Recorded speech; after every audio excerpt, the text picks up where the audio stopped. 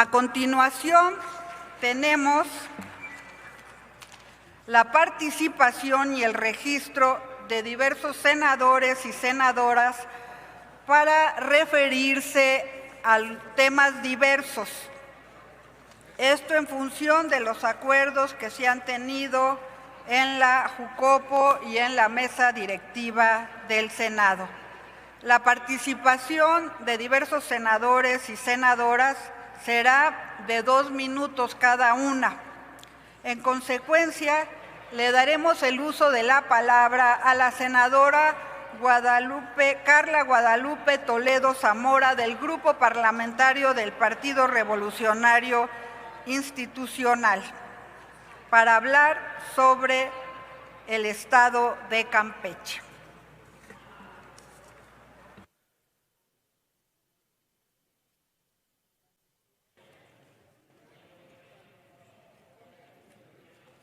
Gracias, Presidenta.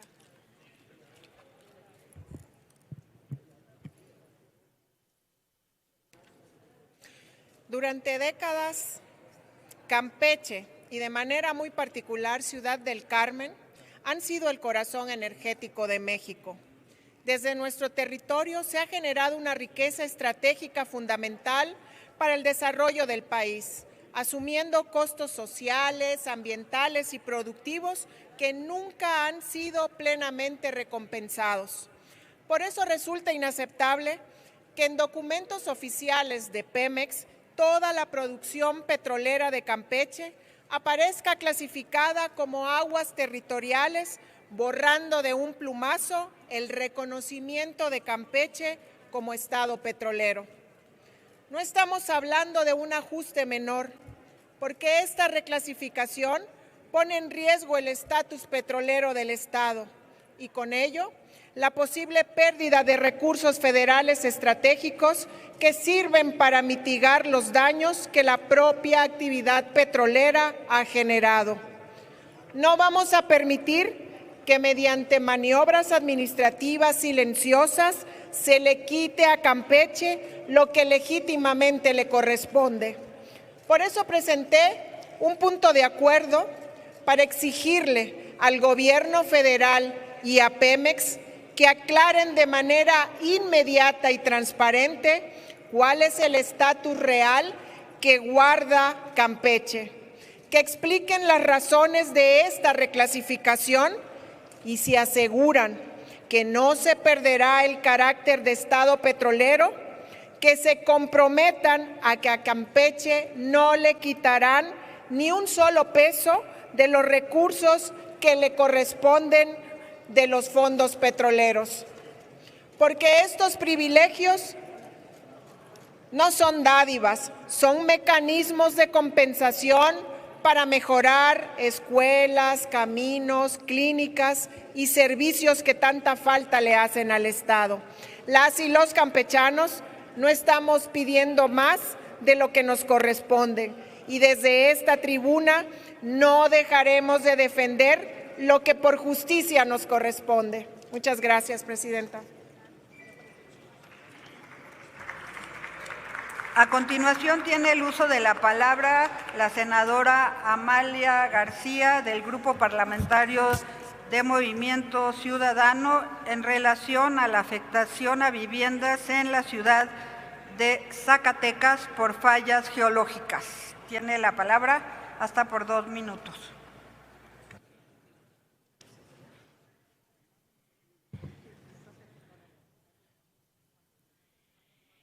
Muchas gracias, estimada presidenta, senadora presidenta.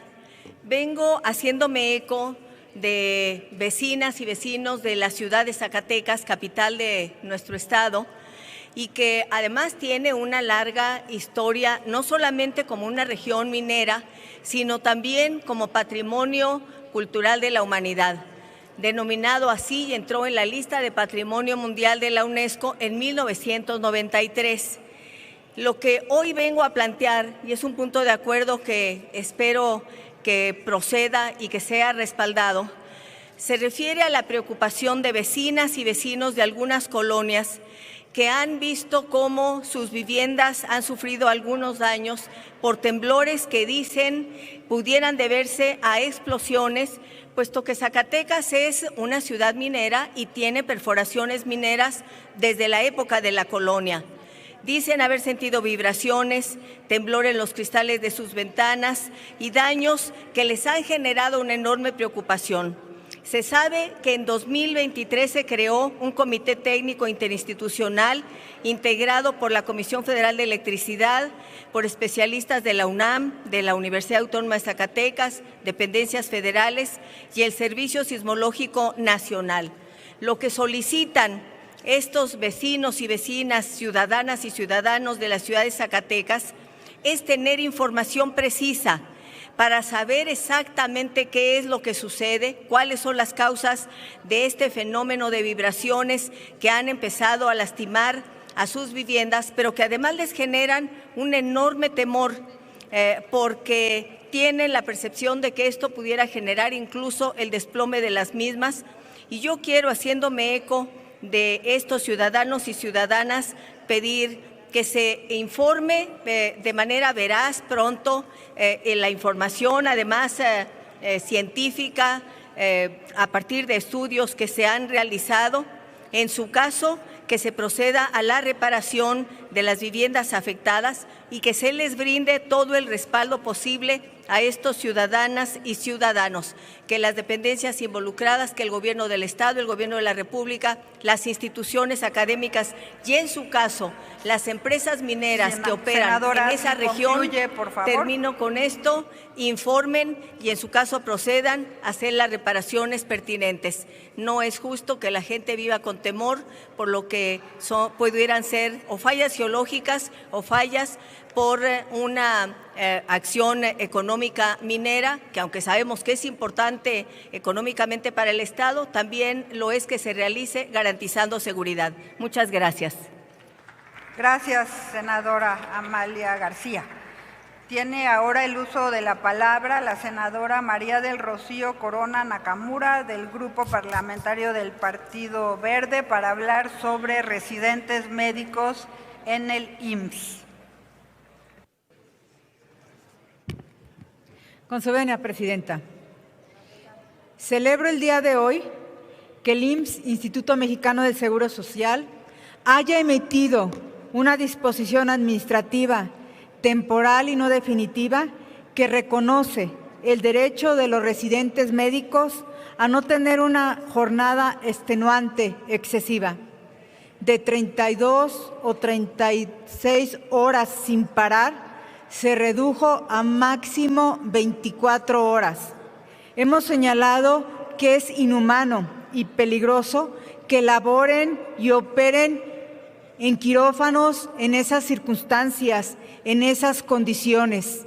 Este es el primer paso.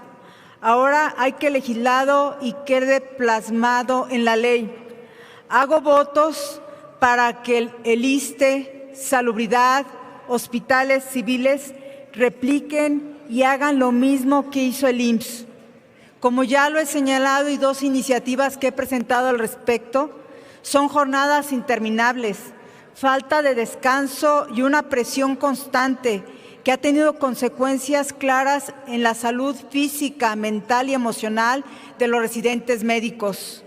Trabajan en resistencia, pero sin dejar de luchar, sin doblarse, trabajando permanentemente. No se trata de una disposición o una definición normativa formal, ni de una disposición publicada, pero sí de un acto administrativo correctamente sustentado en el marco jurídico vigente. Este criterio debe institucionalizarse, traducirse en reglas claras, obligatorias y verificables, y convertirse en una política pública permanente. Hoy venimos a alzar la voz por los residentes médicos. Seamos solidarios, apoyémoslo. No más jornadas extenuantes ni presiones que lo único que hacen es hacer su trabajo por el bienestar, para dar una atención médica adecuada a los enfermos. Es cuanto. Muchas gracias. Gracias, senadora Corona Nakamura. A continuación tiene el uso de la palabra la senadora Mely Romero Celis del Grupo Parlamentario del PRI para hablar acerca de temas relativos a Colima. Tiene la palabra hasta por 2 minutos.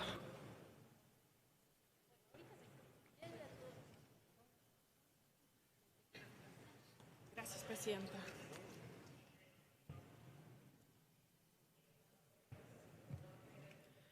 Es relativo a Colima, pero también al campo mexicano. Ese campo que tenemos, o que está abandonado, en el que tenemos la esperanza, pero que tiene el abandono por parte de las autoridades. En este gobierno de Morena no ha habido propuestas ni soluciones para los efectos del cambio climático. No existen programas que fomenten la productividad, la tecnificación, que faciliten la labor del campo, que den crédito, financiamiento. Ante los altos costos de producción del maíz, resulta ser que no pueden garantizar ni siquiera precios de garantía y han optado en el gobierno por traer maíz de otros países. Esto significa completamente deterioro, abandono. Y encima de todo esto nos encontramos con una noticia desde diciembre del año pasado. Resulta ser que las oficinas de la Procuraduría Agraria y el Registro Agrario Nacional están cerradas. 2 meses y medio van a permanecer cerradas las oficinas. Ejidatarios campesinos no podrán hacer actualización de órganos de representación de los ejidos, no podrán realizar la formalización de las listas de sucesión, no podrán obtener la acreditación de las autoridades ejidales que se necesita para toda la vida interna y externa de los ejidos. Para la obtención de certificados parcelarios, pues que se esperen, ¿verdad? Es lo que nos dice el gobierno. Y no se diga para la inscripción de contratos y vigencia de derecho. Esto va a generar incertidumbre jurídica. 2 meses y medio sin asambleas legales, sin autoridades acreditadas ejidales. Y además, por favor, no se vaya a morir un ejidatario, porque entonces la parcela corre riesgo. Y el pretexto que pone el gobierno para justificarse es que no hay presupuesto. Pues si no son capaces de garantizar presupuesto para estas instituciones que ayudan a las comunidades ejidales, entonces, ¿qué podemos esperar? Una vez abandono y otra vez hipocresía para las y los campesinos de México y de Colima. A continuación tiene el uso de la palabra el senador Ángel García Yáñez del Grupo Parlamentario del PRI. Tiene la palabra hasta por 2 minutos para hablar de un tema relativo al apoyo al campo. Adelante, senador. Con su venia, presidenta. Hoy me presento ante esta tribuna para visibilizar una situación que afecta directamente a quienes trabajan la tierra, a las mujeres y a los hombres del campo de Morelos, que día a día luchan con mantener vivo uno de los cultivos con mayor arraigo en nuestra historia, el arroz morelense. A pesar de que cuenta con la denominación de origen y un sabor único, los productores de arroz en Cuautla, Morelos y Jojutla, Morelos, entre otros municipios vecinos, han manifestado la preocupación por la falta de apoyos efectivos que permitan su preservación, desarrollo y competitividad. El arroz morelense forma parte de la identidad alimentaria de muchas familias en nuestro estado y no ha recibido el impulso que sí obtienen otros productos en ferias, festivales y programas de promoción, lo que coloca a nuestros campesinos en una desventaja. El arroz morelense corre el riesgo de desaparecer como cultivo significativo de nuestra identidad. Es por eso que la creación de apoyos no puede quedarse en el discurso ni en acciones aisladas. Es necesario que se cumplan con los apoyos al campo mexicano y morelense. Los campesinos morelenses no solo piden apoyo, exigen equidad, justicia económica, programas y políticas públicas que reconozcan el valor de su trabajo, su legado, pero sobre todo la contribución a la cultura y a la seguridad alimentaria de comunidades enteras. Desde esta tribuna hago un llamado respetuoso pero firme a la Secretaría de Desarrollo Agropecuario, a la Federación y a las instancias de gobierno competentes para que escuchen la voz de nuestros productores y asignen recursos que permitan salvar el cultivo del arroz morelense. Porque proteger el campo no es un acto de caridad, es una obligación que tenemos con quienes trabajan la tierra y con quienes dependen de ella para vivir. Por su atención, muchas gracias. Es cuanto, Presidenta.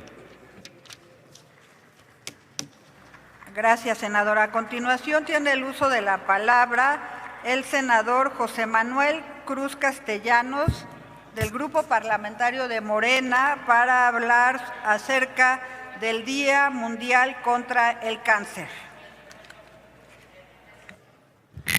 Con su permiso, Presidenta, hoy hago un llamado desde esta tribuna a senadoras, senadores y, por supuesto, a mexicanos, mexicanas, para conmemorar un día de profunda importancia humana y sanitaria, el Día Mundial de Lucha contra el Cáncer, fecha que nos llama a la reflexión, al compromiso, a la acción contundente en favor de la vida y la salud de la población mexicana. El cáncer es una de las enfermedades más desafiantes de nuestro tiempo. En México, cada año se registran más de 90,000 defunciones por tumores malignos. Estas cifras reflejan una realidad ineludible. La suma de todos los tipos de cáncer representa la primera causa de muerte en nuestro país, con un impacto profundo en las familias, en el sistema de salud y en el desarrollo nacional. Entre las principales causas de mortalidad por cáncer destacan en la mujer el cáncer de mama y en el hombre el de próstata, así como los otros tipos que en conjunto constituyen un grave reto a la salud pública. Detrás de cada estadística hay historias de lucha, de resistencia y de esperanza, pero también hay carencias, desigualdades que no podemos ignorar. El cáncer no solo es una enfermedad, es un desafío social que exige respuestas firmes de parte de todos. Por eso debemos impulsar acciones que garanticen recursos suficientes, atención médica y de calidad, investigación científica y acompañamiento humano para pacientes y sus familiares. Que este Día Mundial de la Lucha contra el Cáncer no sea únicamente una fecha en el calendario, sino un llamado permanente a actuar con responsabilidad, con sensibilidad y con determinación, porque en la lucha contra el cáncer de todo tipo nadie debe quedarse atrás y nadie puede quedarse afuera. Avancemos por esta causa noble y de mucha profundidad moral. Muchas gracias a todos. Gracias, senador. A continuación tiene el uso de la palabra la senadora Lili Telles, del Grupo Parlamentario del Partido Acción Nacional. Tiene la palabra hasta por 2 minutos para referirse al día 5 de febrero.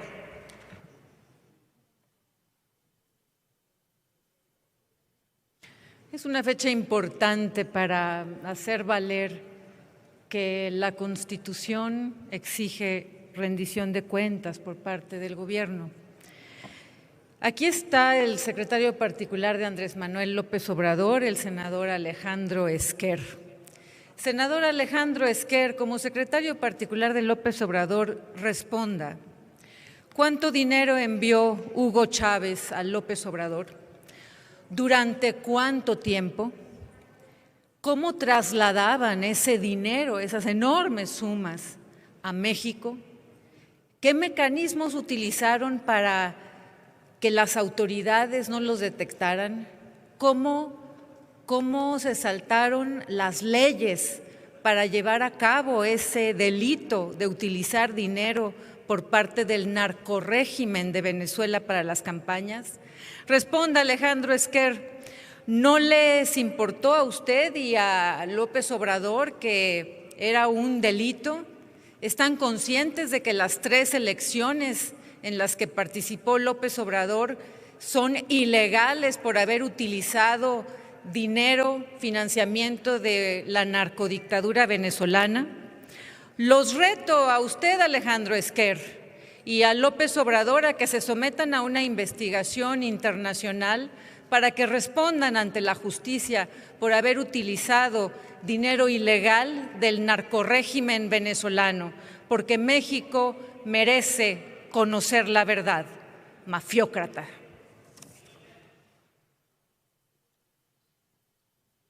A continuación, tiene el uso de la tribuna la senadora Karina Isabel Ruiz del Grupo Parlamentario de Morena.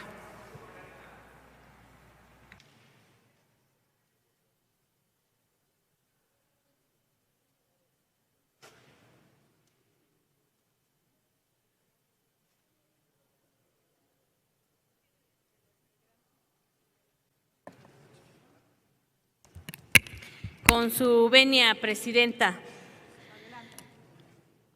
Sí quisiera decir simplemente que esta tribuna debe ser respetada para lo que es para estar al servicio de los mexicanos y mexicanas y no estar con cuestionamientos infundados y sin pruebas. Yo vengo ahora como integrante del grupo parlamentario y me dirijo a esta asamblea para hablar del tema del Día Mundial contra el Cáncer, que fue establecido el 4 de febrero por la Unión Internacional contra el Cáncer y la Organización Mundial de la Salud, con el fin de concientizar, de tener una prevención que sea eficaz, de hablar de tratamientos para los mexicanos y mexicanas que tengan una atención y un diagnóstico y procedimientos médicos para reducir los casos de muerte. Y también para hablar del uso del lema anual. Cada año se enfoca en un aspecto de padecimiento de la enfermedad para destacar las soluciones y compromisos, y en este año es Unidos por lo único. Lo único que debe de importar en esta tribuna es el bienestar de las mexicanas y mexicanos que están combatiendo este cáncer, esta epidemia, y que han sido abandonados por gobiernos neoliberales, donde no se daba atención y programas públicos para atender a nuestra gente. En nuestro país, este padecimiento y la conmemoración de este Día Mundial cobra relevancia porque es la tercera causa de muerte. En el 2023 representó alrededor de 90,000 fallecimientos. Tiene una incidencia aproximada de 207,000 casos nuevos cada año. Esto es lo que se tiene que visibilizar. Para eso es que se tiene que hacer este llamado y utilizar esta tribuna, para que juntos y juntas sigamos construyendo un México más saludable con la prevención, el tratamiento y que, como diría la escritora Danielle Doby, el cáncer me enseñó a dejar de pelear con mi cuerpo y admirar su resiliencia.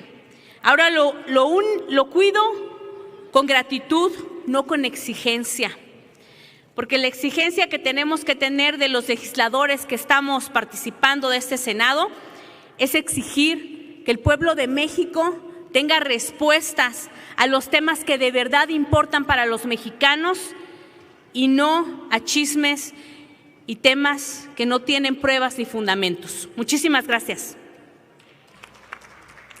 Gracias, senadora Karina Ruiz. Senadora migrante. A continuación tiene el uso de la palabra la senadora Verónica Camino Farjat.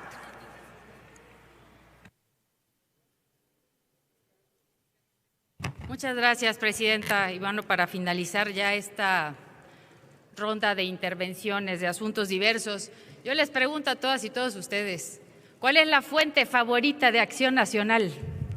La de los deseos, nada más y nada menos. porque todo lo que mencionan cuando preguntas de dónde viene, simple y sencillamente no hay, como el último artículo que han salido a darlo a diestra y siniestra como el nado sincronizado al que se acostumbra. Y aquí lo decimos fuerte y claro, que no pueden borrar su pasado. Ni un mexicano ni mexicana se va a olvidar del nombre Genaro García Luna, quien ha sido el único personaje al que ha aludido directamente la Casa Blanca cuando se ha tratado de decir que el crimen organizado está en las instituciones de gobierno. Y la referencia fue estricta y directa. Así que siempre he dicho, cuando la oposición acusa de algo, es porque lo que esconde es realmente malo, perverso y hasta puedo decir siniestro, porque todavía falta muchísimo más camino por recorrer con nuestra nueva Fiscalía, con el Gabinete de Seguridad que cada día trabaja para sacar este país adelante. No son cuentos, son hechos. Y recuérdenlo, fuente favorita del PAN es la de los deseos. Muchísimas gracias.